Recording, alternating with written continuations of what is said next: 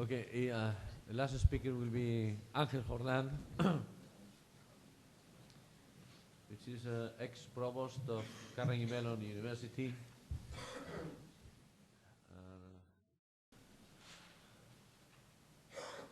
En español. Es un placer estar en uno de los centros de la Politécnica de Madrid y luego también, como he visto que todo el mundo hace historia, yo lo haré un poco también. Yo llevo muchos años andando por el mundo. De hecho, cuando le diga mi historia en sintonía con mi presentación, se van a dar cuenta de mi ancianidad. Aunque dice la gente que parezco joven, pero no me lo creo. Felicidades, Rafael y Covadonga, su mujer. Que Rafael en realidad me descubrió los de la Politécnica, era Rafael Insúa, en la Facultad de Informática. Conocía a mucha gente de Teleco, incluyendo el padre de Javier, Segovia, que es de las primeras generaciones que fueron a los Estados Unidos. Yo era de la segunda, casi de la tercera. Y mi presentación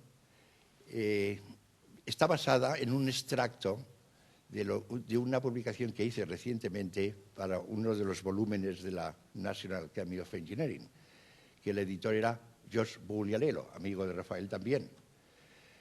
En los 80 es cuando me descubrió Rafael, 85, 86, aunque me habían descubierto mis numerosos alumnos que habían vuelto por España, y al mismo tiempo que me redescubrió Felipe González, aunque yo me había descubierto con algunos de ellos mucho antes.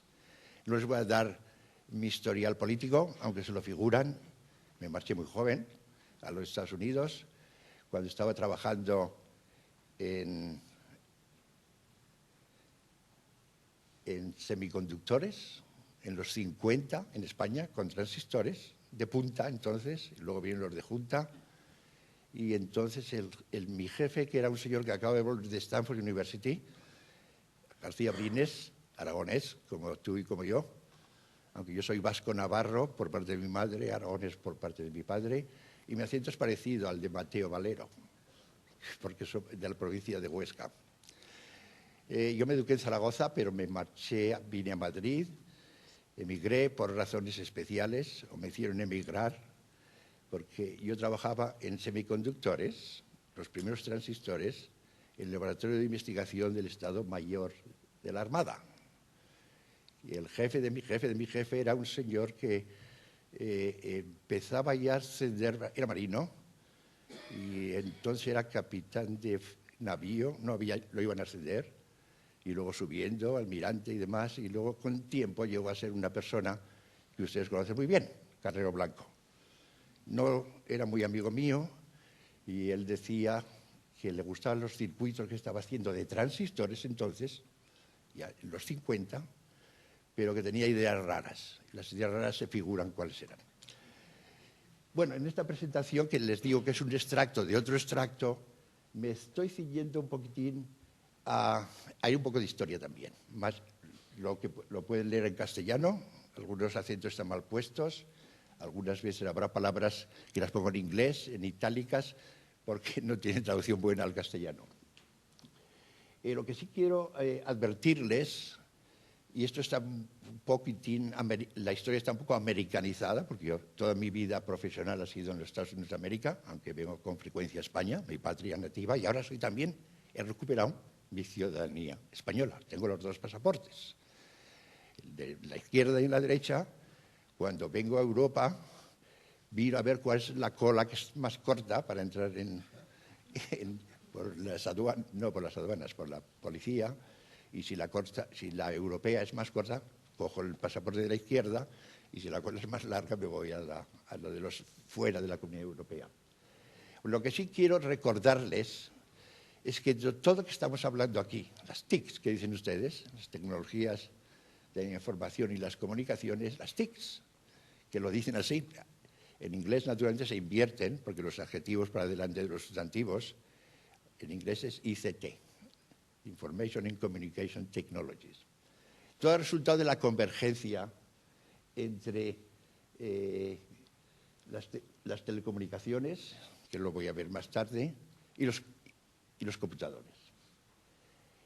Este campo abarca ciencia y tecnología. Yo hablo, como Mateo y muchos de mis colegas de informática, hablamos de Computer Science and Engineering. Ponemos el matiz en que es una mezcla de ciencia y ingeniería.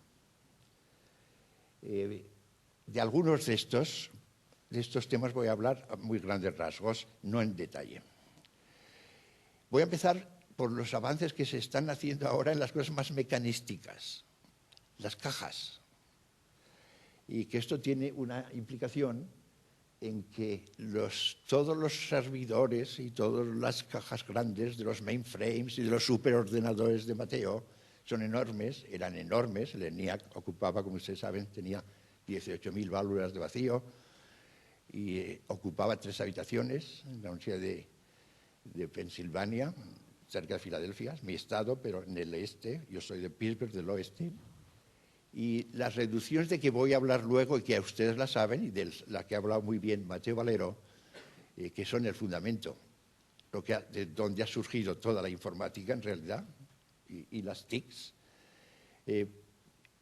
Vamos a empezar por las cajas. Las cajas también se están miniaturizando, y lo que se llama los servidores de hoja, blade, que pongo yo aquí. Todos los cajones grandes donde se amparaban y estaban metidos los relays y demás, ahora se reducen a unas cosas pequeñitas. Y de hecho hay anuncios en la televisión donde dicen los servidores, ¿dónde está mi servidor? Pero si necesitan una habitación muy grande, bueno, pues ahora es un pequeño estante de una caja muy pequeña. Estos servidores de hoja utilizan tecnología de Windows, de Linux, y requieren naturalmente muchísimo menos área. Esto es la cosa más primitiva de mi presentación. La segunda parte, de aquí tengo un poquitín de historia, porque ya les he dicho que yo empecé con los transistores. Y teníamos un laboratorio muy bonito, pero que luego lo continuamos en la Universidad Carnegie Mellon, donde fue a estudiar, con mi mujer, por cierto, en el mismo campo. Y ya ha hablado Mateo muy bien, con gráficas, de los avances enormes, de los ritmos enormes de avances en el número de transistores de los pequeños componentes del chip.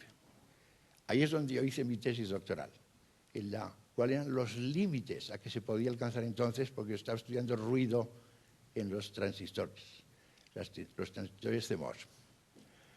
Naturalmente, el número de transistores, que lo has puesto muy bien, Mateo Valero, los tienen ahí. Y ahora acaba de hablar mi predecesor de nanotecnología, y lo que es microelectrónica, luego ahora es nanoelectrónica, y las dimensiones que las tienen escritas en la pantalla permiten producir separación entre los elementos y el tamaño de los elementos, que esto, si se hubiera dicho cuando yo estaba trabajando al principio en circuitos integrados, y era asesor de la Westinghouse entonces, en los 59, 60. Entonces estábamos tratando de incorporar 2, 3, 4, 5, 6, 10 transistores en una oblea. 10 era un triunfo enorme, hubo patentes, luego vinieron los de Intel, George Moore y Andrew Gorb, y los nombres que ustedes conocen, cuando ya se ha hablado de miles, y luego de millones, y luego de miles de millones, lo que los americanos llaman billones. Ustedes saben que en América el billón es 10 a la 9, pero en fin, muchas veces me equivoco y digo billones, pero me refiero a miles de millones. Lo que sí hay que hacer hincapié es que muchas de esto que se ha hecho en la microelectrónica y ahora en la nanoelectrónica es debido al conocimiento en materiales, la física de los materiales. De hecho, en tiempos, cuando yo estudiaba el doctorado, y lo había estudiado antes aquí en Zaragoza, que entonces no había ingeniería, yo quería ser ingeniero de teleco, no había más que una escuela, la de Madrid, y entonces estudié físicas en Zaragoza, pero era electrónica, con Cabrera, un señor que el nombre es conocido. Los materiales han contribuido, el conocimiento en materiales ha contribuido enormemente al avance de la microelectrónica y ahora de la nanoelectrónica. silicio, se habla del silicio. En realidad el material con que empezó las cosas era con germanio. La dificultad, sin embargo, es que el germanio que tiene más movilidad, pero el silicio que tiene menos movilidad, los electrones y los agujeros se mueven a menos velocidad, tiene la facilidad de poder conducir el calor, al que ha aludido antes Mateo, lo importante que es en todos los ordenadores y superordenadores consumen calor y hay que disiparlo. En este campo ahora los avances están en la complejidad de poder diseñar, y se diseña con ordenadores. Es curioso, dice Computer Aided Design. Analizar con el computer el diseño de computers. Es una redundancia que merecerá la pena contrastar. El transistor láser, aquí es donde viene ahora el verdadero avance.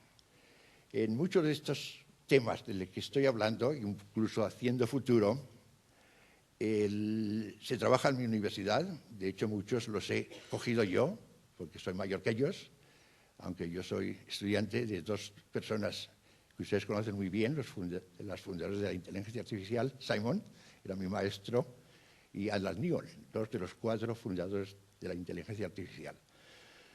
Que estoy muy orgulloso de ser, no alumno de ellos, pero protegido por ellos. El transistor láser ahora se trata simplemente de un transistor que emite luz, que se puede modular eléctricamente y naturalmente con un ancho de banda enorme.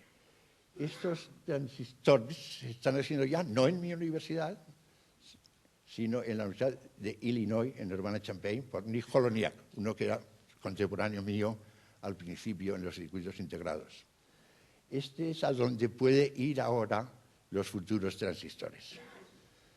Los chips de silicio, vuelvo de nuevo a mi campo. La ley de Moore, que pronuncia Mateo con un acento aragonés, es Moore. Este señor es muy conocido mío, éramos contemporáneos, es un poquitín mayor que yo todavía. Y este señor, la ley de Moore no es una ley científica, pero en realidad lo es, porque él hizo una hipótesis y lo anunció en Carnegie Mellon, precisamente en uno de los congresos internacionales de investigación, anunció que el número de transistores cada año se duplicaría. Luego ya cambió, dijo que eran 18 meses. Y en efecto se ha ido cumpliendo y se sigue cumpliendo y va a llegar el límite hasta los años 2020. De hecho, la ley de Moore, que no era ley, ha dado lugar a que se hicieran multitud de tesis doctorales para ver si la podían probar, y naturalmente se aprobó experimentalmente, y si en efecto podría haber límites. Y hay muchísimas tesis doctorales de gente y publicaciones de hasta dónde puede llegar la ley de Moore. Él mismo lo admite ahora. Gordon tiene ahora 79 años, se ha hecho mayorcito. Andy Grove fue su sucesor en la Intel, y Bob Noyce, que fue el tercero, el primero de la Intel, se murió hace poco tiempo. Los 3 fundadores de Intel, que antes habían estado en la Fairchild y habían trabajado con Shockley, el famoso Shockley, el inventor del transistor. El problema ahora con los microchips es la conducción del calor, que hemos hablado antes, por eso es de silicio, pero sin embargo hay otro problema. El problema son las conducciones metálicas que están en el chip. El cobre se está ya empezando a fracturar, hay migración electromigration que se llama, y ahora se está empezando a reemplazar ya, y es el próximo futuro, se van a reemplazar las metalizaciones de cobre con fibras ópticas. O sea que se va a hablar ya en estos tiempos, se empieza a hablar ya y se está haciendo de chips de silicio, pero sin embargo el cobre se sustituye con fibras ópticas y entonces los electrones van a pasar a ser fotones. Se trata de sustituir el electrón con el fotón. Por eso se habla de fotónica. Pero para que eso se realice tiene que ser con fabricación muy parecida a la que existe con la fabricación actual con silicio. Y tiene que ver algo con la fabricación. Se puede concebir, se puede simular, pero hay que fabricarlo, hay que hacer el prototipo y eso lleva a cabo el experimentarlo, y para ello todavía las únicas máquinas que pueden hacer transistores y chips, que son de fábricas enormes, que es las que permiten fabricar los circuitos integrados, tiene que haber máquinas de esas que puedan trabajar al nivel de fotolitografía, al mismo estilo que con el silicio. El campo enorme que ya existe, antes de la nanotecnología, de la nanoelectrónica, están los sistemas MMS, los sistemas microelectromecánicos. Hay mucho en mi universidad y en muchas, en España se está haciendo también, en algunas universidades. Conozco algunos de los que lo están haciendo. Aquí se trata de hacer no solamente la electrónica, de electrones, sino la mecánico. Se están haciendo en silicio sistemas donde se integran componentes pequeñísimas, del tamaño de micras. Por eso se habla de microelectromecánico. En estos tamaños, tengo el orgullo de decir que el que empezó este campo fue un alumno mío, Javi Nathanson, que fue mi primer alumno de doctorado, y estoy hablando ya del 72. Este fue el que inventó un transistor electromecánico para sintonizar, para que sea de circuito de tuning para las radios y las televisiones. Y luego ha evolucionado, entonces el tamaño era de micras, no era de micras todavía, pero es de micras, y por eso da nombre al campo. Este campo es enorme, porque la nanoelectrónica que está ya funcionando todavía va a tardar en hacerse práctica comercial. La micro, la MMS, es ya práctica y comercial, y es una industria que no tengo los números, pero es ya de billones americanos, ya se lo va a 9 en dólares. El dólar está ahora, bueno, ustedes saben, el euro es 1,3 de dólares.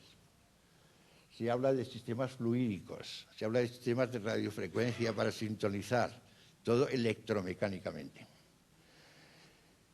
Un tema que se olvida a la gente muchas veces, los informáticos, porque se lo dan hechos las fábricas, pero que Mateo lo sabe muy bien, es los sistemas de almacenamiento, los discos duros. Aquí tenemos un ordenador portátil, pero la gente mira solo en el sistema operativo, en el Word, en el PowerPoint, pero lo que hay dentro, el sistema duro, no las memorias de semiconductor, sino las memorias de disco duro. Ese campo ha crecido y se ha miniaturizado a tanta velocidad como la ley de Moore en los transistores.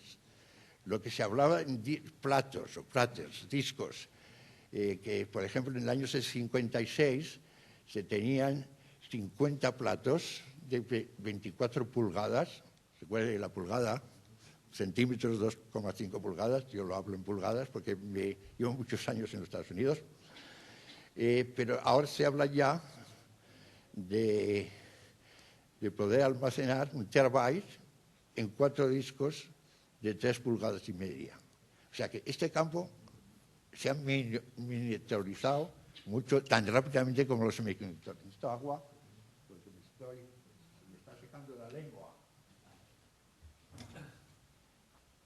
Javier, me quedan un minuto, ¿no? Dice que está la presidenta de la comunidad. Bueno, hay que arreglar todo eso. Bueno, ¿qué hacemos? No, utiliza 5 minutos. Pero necesito agua. Necesitas agua. Puedes darlo.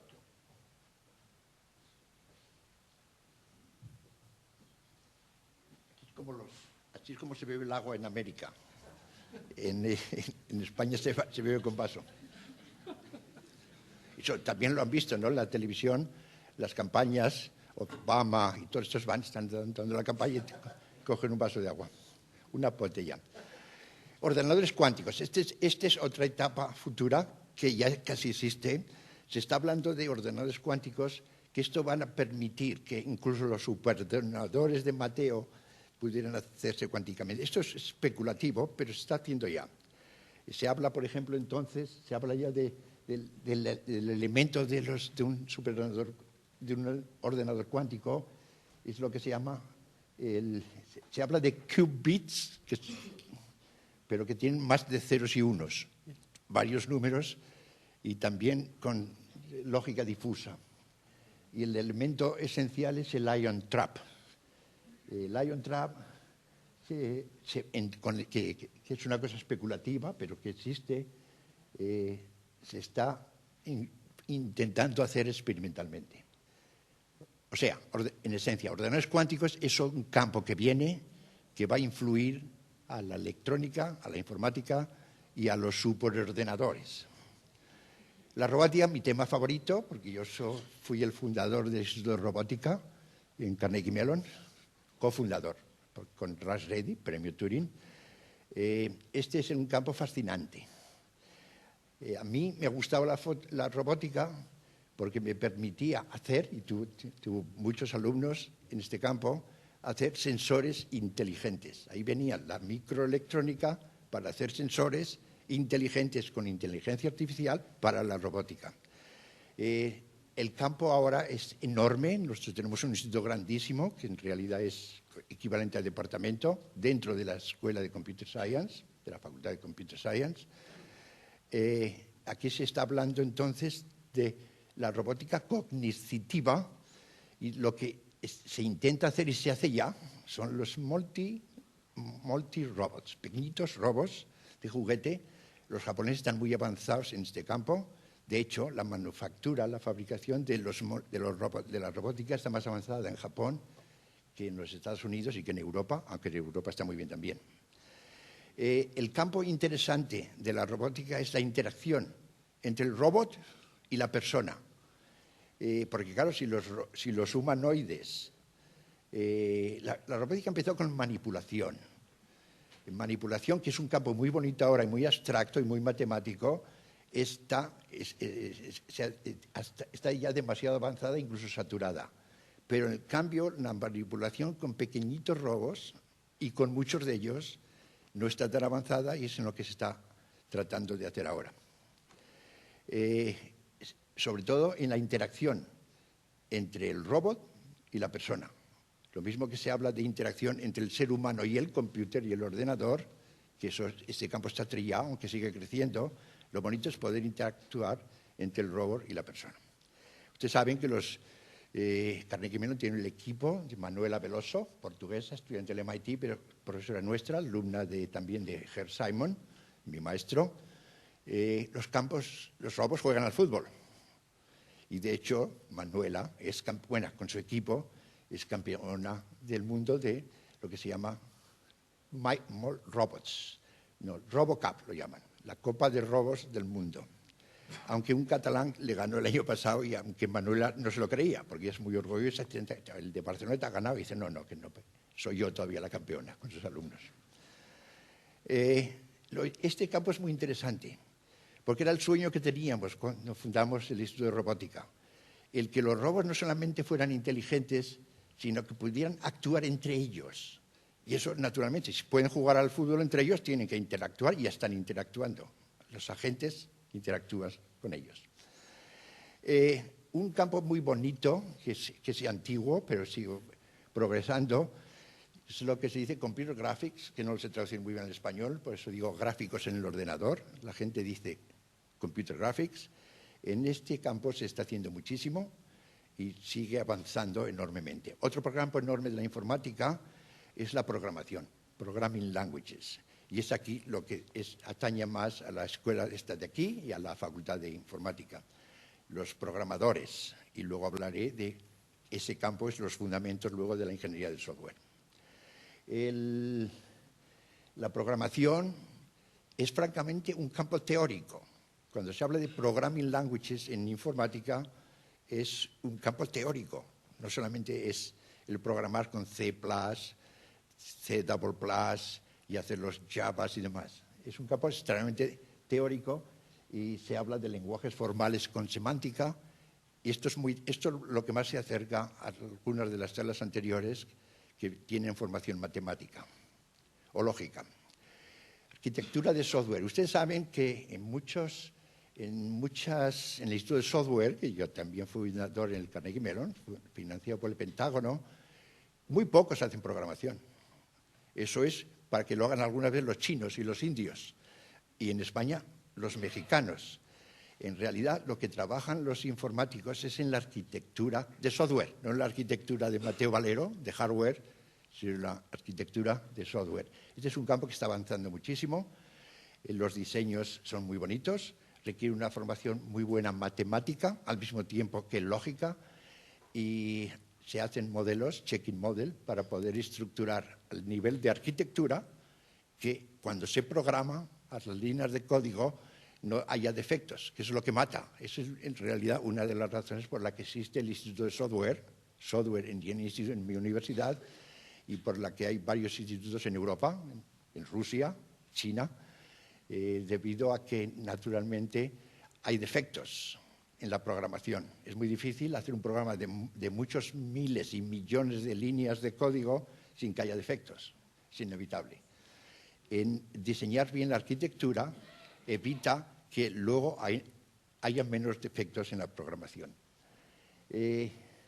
Esto es un pequeño sueño, lo que está en el último renglón, lo que se llama ahora materia programable. Se está tratando de programar materia, y ahí tienen 2 o 3 palabritas, donde el elemento puede ser al nivel de nano, que pueda tener su propio procesador y su propio display. Esto es de sueño, pero se está empezando a realizar, por lo menos simular. Las redes, ese es el campo favorito ahora de todos, por la Internet. Ustedes recuerden que la Internet empezó como la ARPANET, donde mi universidad era uno de los núcleos, el otro estaba en California, el otro estaba en el MIT, luego había varios, en Illinois había otro, y esto empezó como una manera de comunicarse los investigadores que estaban financiados por ARPA, el Pentágono, Advanced Research Projects Agency, y ahora es la Internet, y con el www, que eso es otra cosa ya, entonces ahora es la red conocidísima. Estamos trabajando en un proyecto, y yo los observo, muy interesante, multidisciplinar, entre Carnegie Mellon, Stanford, MIT y Cornell. Este proyecto de muchísimos millones de dólares se trata de empezar de nuevo. La red, desgraciadamente, la Internet, es tan compleja y está tan mal diseñada, porque se diseñó, empezó a crecer por las buenas, que ahora se trata de poder hacer una Internet como empezando desde el principio. Los temas interesantes en este campo es la cybersecurity, la seguridad que dicen ustedes, y en esto sí que tengo el orgullo de que se nació en el Instituto de Software Engineering Institute en mi universidad, que dentro de la universidad es lo que se llama CERT, Computer Emergency Response Team, que surgió en el SCI y ahora es el de los Estados Unidos, el centro global. Y hay muchos centros en España, en Europa, en todo el mundo, los centros de USAID, de seguridad, que es para descubrir la seguridad en la Internet. Este es un tema candente que se va a tratar en resolver, es muy difícil de resolver, por eso algunos grupos están tratando de ¿por qué no empezamos de nuevo a diseñar una nueva para poder detectar los ataques a la Internet y los ataques que pueden tener trascendencia en terrorismo?